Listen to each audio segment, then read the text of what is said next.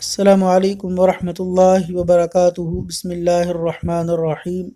نیند میں ڈر لگے تو یہ وظیفہ پڑھیں۔ سنن ابو داود، حدیث نمبر 3893۔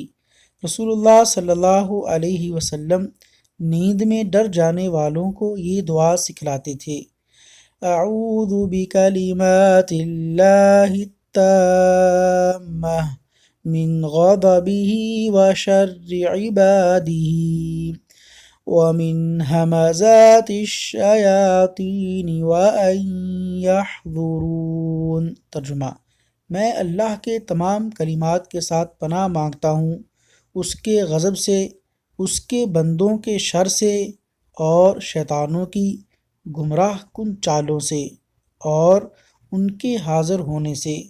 اللہ تبارک و تعالیٰ سے دعا ہے کہ اللہ تعالیٰ عمل کی توفیق عطا فرمائے، آمین یا رب العالمین۔